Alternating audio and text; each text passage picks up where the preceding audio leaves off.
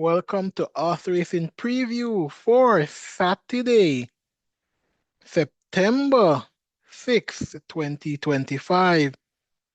There'll be 9 races on the card, and the feature event will be race number 8, the non-such sprint trophy that will see Desert of Malibu versus Legacy Isle. Pack play is that a fact digital one, Wall Street Trader. Let me begin with race number 1 as I take a sip of the magic beverage. All right, so race number 1, they go 4 furlongs straight, native bred, 4 years and up, maiden.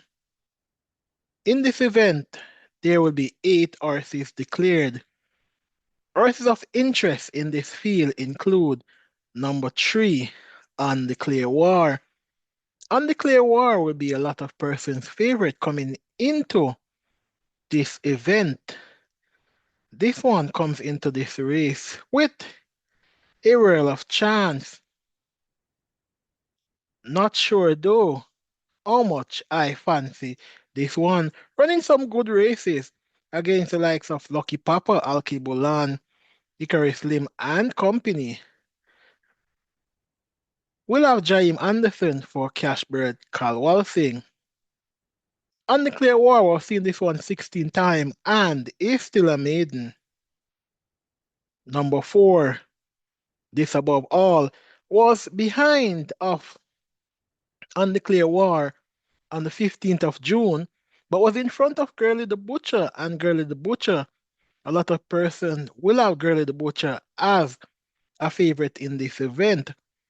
This Above All was coming off a layoff in that event and finished 7th, 10 lengths behind. I've not really done anything impressive so far in his career, but if it's good enough to come off a layoff and beat Girly the Butcher, who was a fit animal coming into that event at Demar Williams and was tracking almost the same weight that day, 119 pounds. Now this above all will be kind of 111 versus 115 for Girly the Butcher. Everett Clunis will be riding this above all, which means that he will slip 4 pounds. The visor is on, cheek pieces are off. This above all is one of those value for money horses coming into this event, and of course, at 8 to 1 listed in the book, will have a real of chance. Number 6, Nadisha My Love, comes into this race, only seen a 39 and 3/5 workout on the 30th of August. This field is not that good, so Nadisha My Love can win on debut despite not seeing any flashy workout for this one. Warrior Stamp must be kept on the right side. And of course, Bossy Girl, Garvin Harris for David Powell. Tongue tie on, figure eight on. This one is coming to run. In this event though, I'm going to go with an outsider, having seen most of these already and they're not that good. I'm taking this above all, number 4, to beat number 6, Nadisha My Love, the newcomer. Then of those who have seen regularly, Girly the Butcher, number 5, is the better of all of these. And then number 8, Bossy Girl, 4, 8, 5, 4, 6, 5, and 8 to begin the first event. Taking the ones that I have not seen that regularly to beat the season campaigners. Race number 2. They go a distance of 8 furlongs. This is for 250 to 350 claimers. And of course, 6 years and up, non-winners of 3, and native bred 5 years and up, non-winners of 2. Number 1, Dancing in the Breeze. If he can get the mile, this race will be over a mile if he can get the mile. Probably he can upset, as being one that has been consistently racing and have more fitness over a lot of these horses. Number two, though, Nolles Bushman runs forever. Not the fastest animal, but he doesn't tire easily, so he'll run past tired animals coming down the stretch and will be very dangerous. In fact, I believe that this race can be won by any of these four horses. First of those four horses are Nolles Bushman, runs forever. Number three, Casual Peach. Tyrese Anderson will ride this one. Casual Peach coming off a win beating the likes of Bad Investment and Last Dance with renewed rivalry with once again Casual Peach was early on the headline and went away from this field to win by 2.5. This was just last week. Now returns back into this event. Hasn't exercised since, but probably doesn't even need an exercise. Will have Tyrese Anderson. Will be lighter than when it won, kind of 116 pound, being that Tyrese Anderson will slip all of 4 kilos, which means that this one will be carrying around about 111 pound. Number four, Last Dance, which is Shakes for Michael Marlowe. Last Dance was running on in this race against Scheduled Peach and Last, was 8.5 lengths behind with 4 furlongs to go. With 2 furlongs to go was 9.5 lengths. And of course, well, sorry, with a furlong to go was 9.5 lengths. And of course, with 2 furlongs to go, this one was some distance behind, and with a furlong to go was even more distance behind. But managed to finish third, 3.5 lengths behind. If you was watching that race, you would see Last Dance was flying on again, Scheduled Peach and Bad Investment, and you were like, come Last Dance, if you're a back of Last Dance, you can catch him, but Last Dance did not catch him. And of course, with the extension in journey right now from 6.5 furlong to a mile, Richie Shakes will be carrying this one 113 pound thereabout. That's what this one will be carrying. If it doesn't walk out of the gate, it will win, in my opinion. But it's a big if, as I said. Four horses can win this one. And the last of the four horses that can win this one is number seven, Bad Investment. Bad Investment also walked out of the gate and last, came running on. Will have Radish Roman in his back. Has been running some decent races in this class recently. And of course, even up in 500,000, claiming has run some decent races. This Bad Investment could be a good investment. And of course, Erwin will have chance. Line of Ekati will have chance. This race is a wide open event. Every horse in this field has chance to win this one. But we have narrowed it down to four horses, and I'll be taking number three, Casual Peach, to make it a quick one too. Head of Last Dance, where I tipped to actually beat Casual Peach last time out. Then number two, Nala's Bushman for third. And for fourth, number seven, Bad Investment, 3, 4, 2, and 7. We come to race number three, and this is for trios and up, 400,000 to 500,000 claimers. 6 years and up, non-owners of four, unimported. 6 years and up, non-owners of three. 8 horses entered, they go 7 furlongs. In this event, it's another wide open event. Not the easiest of race to find a winner in. Wilson is consistent, 14 wins from 65 start. We'll have Marlon Brown as the captain for this assignment. Now, Captain Marlon Brown, 1 win so far this calendar year, is a good trainer, and now as a horse that he can have two. wins now this calendar year, Wilson will have a world of chance. Main danger, of course, will come from number five, Lord of Ajalon. Lord of Ajalon was second to Rusty and last was wide coming around the quarter bend, if memory serves me right, and then was drifting towards the stand fence. That much I am sure of in terms of memory, and the book say that it was wide 2 furlongs out. This Lord of Ajalon drifting would have cost it on that day. Now comes back here, no Rusty around, will have a fighting chance in this event without having a quality horse like Rusty in this field in terms of fitness, eye diplomacy. Number seven, Radish Roman can take a quick double. Eye diplomacy won and last, but in my opinion did not beat much.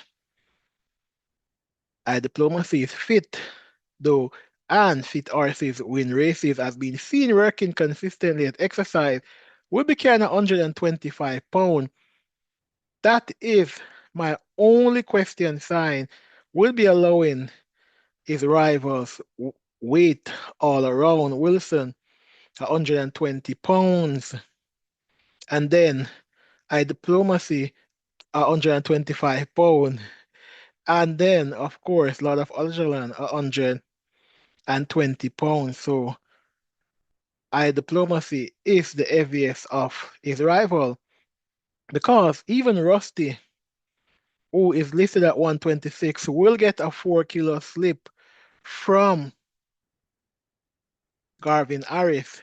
Rusty, last time out though, was very ordinary, running against Easy Peasy Generational and Company stepping up into class. But this Rusty won in July at 700,000 claimers, now steps down to 500,000 claimers. Running against some horses, yes, that this Rusty beat out of sight. Rusty in this one will have a roll of chance. A lot of persons will be saying that Rusty should be a runaway winner. Why am I saying that it's a 4 horse race? Well, these claiming horses tend to lose form very quickly. And of course, if the Rusty that won by 12 lengths on July turns up, then it should win quite easily in front of Large of Ajalan. But let us see what happens in this event. In this event, I am going to go with Rusty, number 8, to beat number 7, Lord of Ajalan. Then, for third, give me Wilson, number 2, and, of course, to run it off, give me Lord of Ajalan. No, I made a mistake there. I marked Lord of Ajalan twice. So let me go over that again. Number 8, Rusty, to beat number 7, I Diplomacy. Then number 2, Wilson, and number 5, Lord of Ajalan. 7, 8, 2, and 5. Seems as if Lord of Ajalan is so nice I had to name him twice. Of course, that is a football reference to the Jemba, those football fans. That was supporting Manchester United around that time will get this the Jemba reference. Race number 4. They go 7 furlong. This is for native bred, 5 years and up. Non-winners of 3. And imported 5 years and up, non-winners of 2. They go 7 furlong. Number 1, Blitz Strike, Radish Roman for Alfred Brown. Radish Roman can take a triple, and this Blitz Strike, listed at 12 to 1 in the book, would be the icing on the cake, working okay at exercise. Coming into this event doesn't have much to worry about in this event. Of course, number 4, Jack Daniel, was quietly whispered and last, ended up selling favorite. Comes back into this event, stretched out to a distance of 7 furlong. We'll have the Professor Patrick Lynch preparing this one for this event, working well at exercise. Jack Daniel is one that can upset the apple cart. Skyrizi, is due a win now.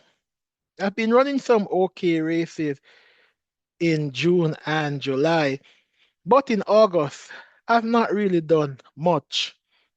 Beaten out of sight by the real identity and Bella Bella, horses that, if they were in this field, would be favorite nonetheless.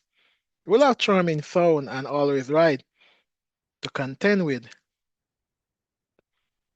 Number 6, Record Crew, O'Neill Mullins. 4, O'Neill Markland, both O'Neills in this event. Running some decent races, but I don't see this one as a winner will be there or thereabout. Number 7, Charming Sound, listed at 5-2 in the book, while number 8, Always Right, is listed as the favorite. Always Right, number 8, is due a win now.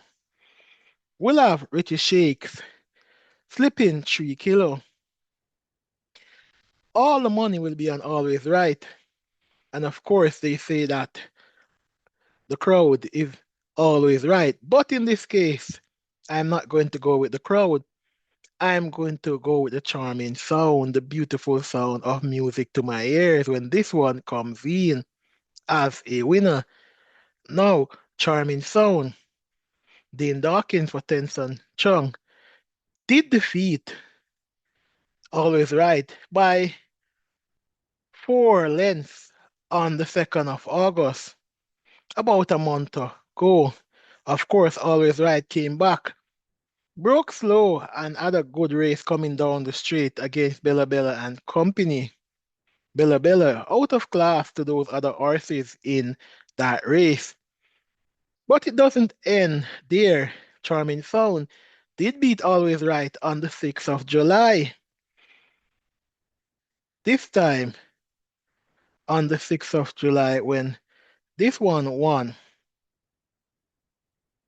Yeah, the 6th of July. Charming Sound did beat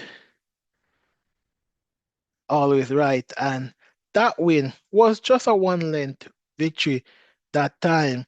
Even though Charming Sound was fading, coming 7 furlong, it still managed to hold on ahead of Always Right.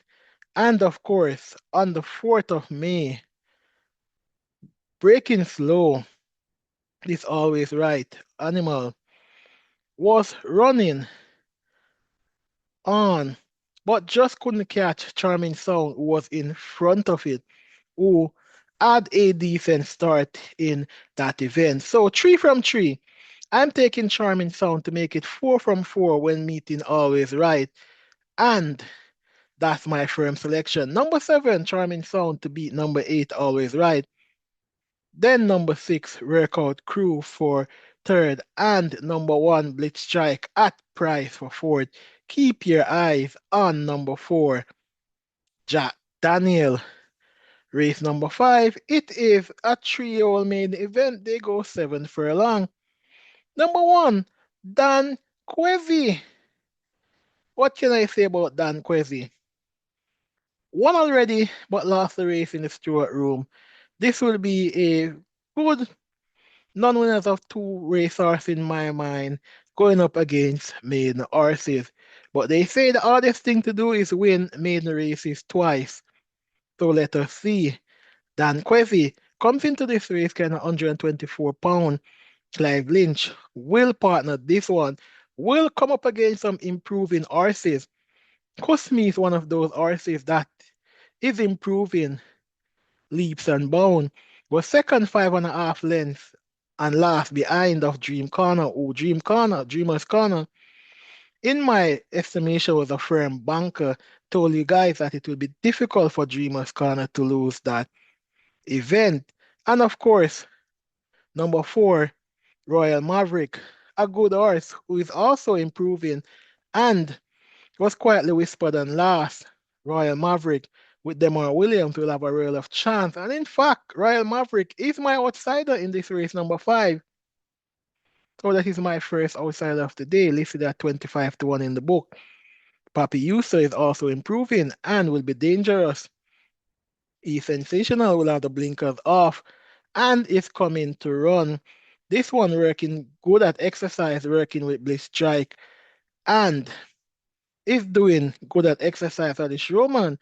Riding this one will show that there is stable confidence. Number 10, Slam Sharp, was expected to win and last. Gamble to the tune of 3 to 5, but was beaten by a legal flight. Now, Slam Sharp will return with Ryan Lewis working very well at exercise for this assignment. So, ladies and gentlemen, wide open race if Dan Quessy doesn't win. But Dan Quessy, based on the fact that this one has been beating horses like Duchess locked down pretty sassy, even though it lost the race to lockdown in the Stewart room. But by the companies this one kept, including just being 5.5 lengths behind of Nuclear Jet before Nuclear Jet got injured, then Dan Quessy is the logical winner. For second, look no further than Slam Sharp. Then for third is Kusmi improving. For fourth, it is sensational. And for fifth is Papi Uso 1, 10, 2, 6, and 5. Race number 6 is for native bred trios and up, non of 2 and imported trios and up. Maiden, they go 5.5. Number 1, T Swizzle, comes into this event a competitive race with a whirl of chance. Will have tongue tie off. Won't have any ride all day to worry about, nor Nephew, nor H2O, nor Incredible Joe, nor Rico. This one has been beaten by some quality horses. This T Swizzle coming out of the camp of Ian Spence will not have much excuses if it doesn't win. I've gotten a class relief in my estimation. Number 4, Almaster List.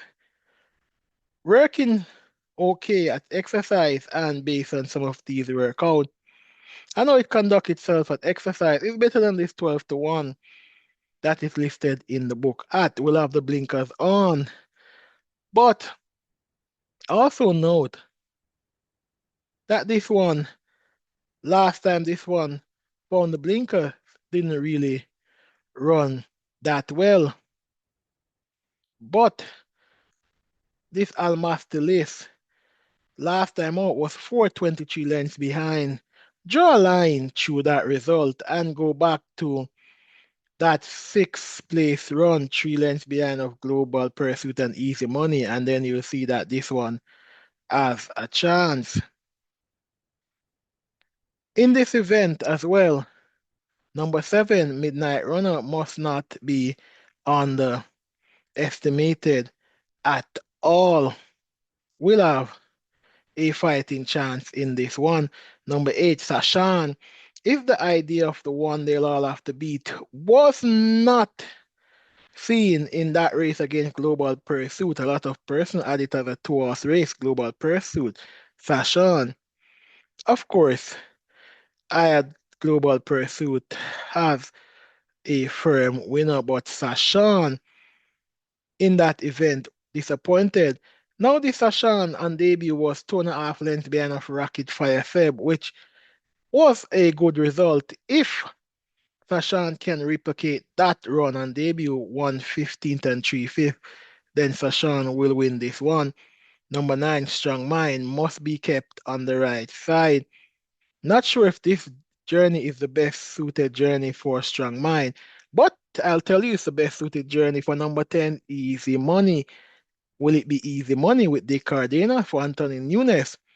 Working okay at exercise coming into this event, just half a length behind of Global Pursuit, and last, after breaking slow and running on with an extension in journey, it should really be Easy Money for Anthony Nunes in this event. But I'm taking number 8, Sashan, to beat number 10, Easy Money. Then number 2, Legal Flight. And, of course, run it off. Well, not number 2, Legal Flight. Number 1, T Swizzle. Then number 4, Almastelis. And number 9, Strong Mind. So it's 8, 10, 1, 4, and 9. We come to race number 7, and in this one, we have number 1 restoration, Devon A. Thomas for Michael Kane Jr. Devon A. Thomas, one win so far this year. It's now September. Devon A. Thomas, a good jockey when he's ready, will be coming into this event with restoration, who is a consistent animal, but will be up against some better horses. She's Dallas Love, 1 minute flat, 46 and 3, beating Sashan, who I have to win the previous race at exercise. She's Dallas Love, does have some speed, and coming down the 5 straight, will have a lot of chance. Can't remember seeing this one running down a 5 straight, but does possess a lot of speed. This one, last time, this one came around the 5 round, it won by 3.5 lengths, beating Firecracker and Company. And then when it went around the 5 round before that, it beat Little Maggie and Company. And on debut, it was only beaten by Trust Fund Baby. So going 5 furlong, even though it's 5 round, this one has a very good track record. And as such, Chief Dallas Love is my firm selection. Number 3, Smart Trick. Seem to trick punters into backing it time and time again. I've not really delivered. But let us see what Smart Trick can do with Radish Roman. 3 wins from 17 career start is not that bad. But this one has been bet to the tune of 6-5 and lost as a favorite, 7-5 and lost as a favorite, 2-1, 5-2. So this one has always had heavy backing. Number 4, Play Fair. Play Fair. Anthony Nunes will condition this one. This one is just like that horse that won on mandatory day that I told you guys will be winning soon, and just make sure you don't leave it off your bet, because when that one win, a lot of weeping and wailing. That horse, by the way, was Big Guy in the Sky.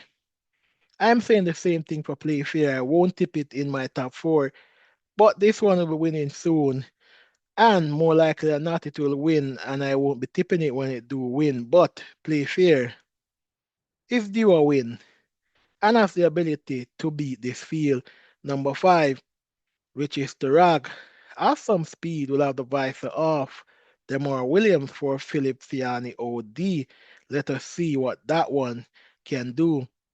Number 6, Come Home to Me, will be the main danger to Chief Dallas Love. Shaim Gordon, third run off the layoff is the best run, they say. And I had Come Home to Me to actually win on the third run off the layoff, but it won on the second run off the layoff, beating the one that I had tipped to win. Such is racing. My tip on that day was the returning horse on the day. That was um Goodbye Flyer Fly, who told some tickets goodbye instead of telling the tickets come home to me. Come home to me. In this race, I'll have to run second once again.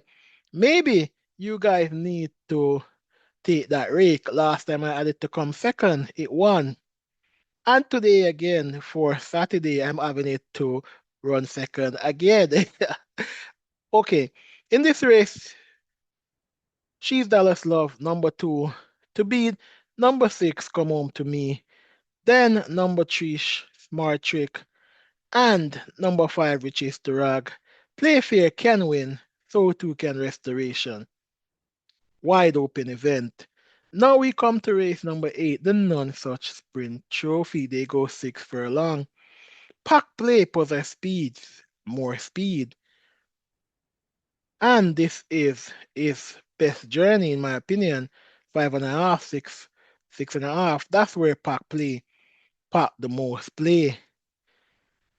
Into this event, Pack Play will have a roll of chance and carrying just 115 pound. This one should be in front of Legacy Isle, will be carrying 126 pound. Legacy Isle. Last time out, carrying 126 pound, was beaten by none other than Wall Street Trader, who was light on that day. Did manage to beat Pack Play, who was carrying 114 pounds. So Legacy Isle does have a history of allowing Pack Play weight and still beating Pack Play. So for that reason, I will have Legacy Isle in front of Pack Play in this event. But I'm not tipping Legacy Isle to win nonetheless. Number three, Desert of Malibu comes into this event based on the last two runs, July the 5th and the 26th of July, winning one by 7 lengths and the other one losing by a short head. I'm inclined to believe that Desert of Malibu is back. Desert of Malibu went 7.5 furlong and won and was a short head behind at a mile. I don't think that a mile or even 7.5 is the best journey for Desert of Malibu. I think that 6 furlong is bread and butter in my opinion. So, Desert of Malibu should be able to make easy work of this field going 6 furlong.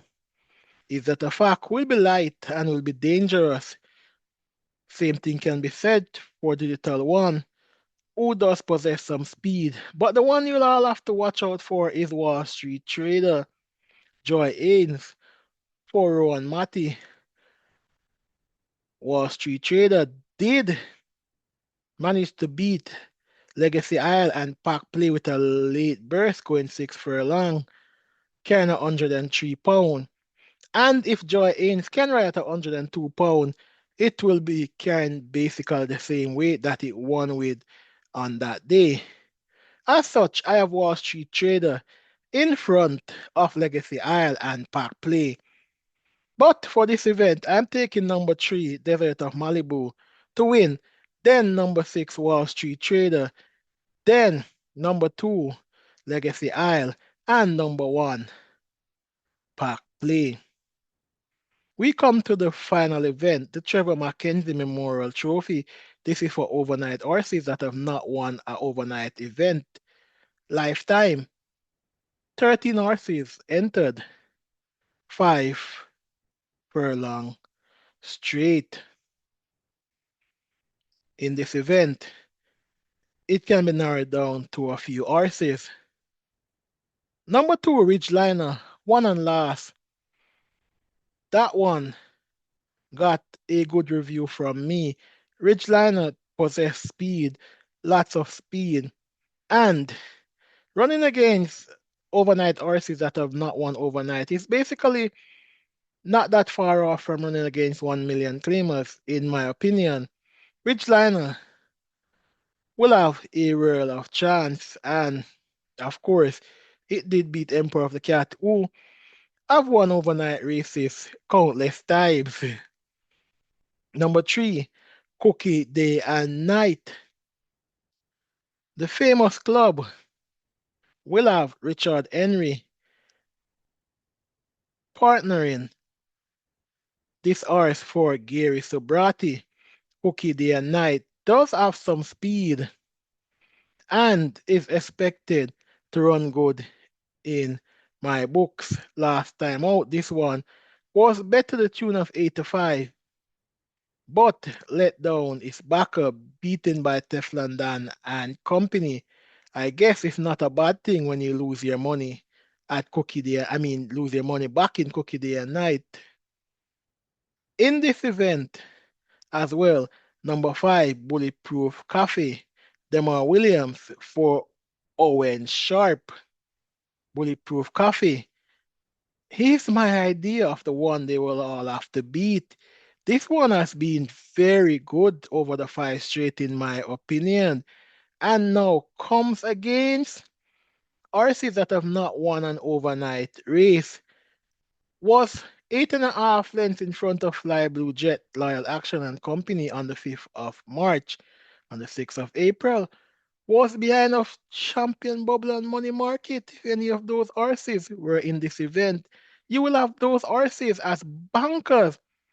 So, on the basis of that, Bulletproof Coffee must be kept on the right side. And this Bulletproof Coffee will be running the lightest it have ever run.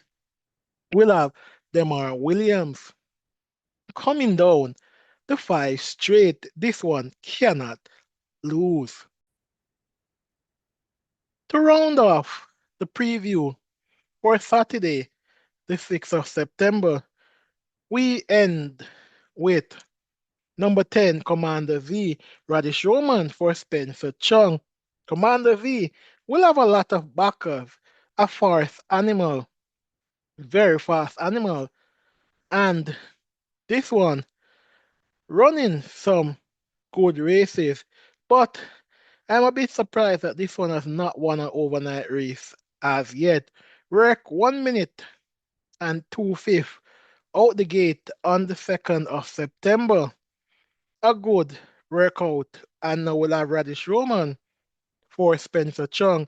Don't see this one though beating Bulletproof Coffee, who doesn't have any flashy workout, but is lighter and pack a good punch. In this event, I'm taking number 5 Bulletproof Coffee to beat number 10 Commander V, then number 2 Ridgeliner at a good price, and number 3 Cookie Day and Night to round off this event. We have come to the end of yet another racing preview. Remember to like, share, comment, and subscribe. Peace out for now.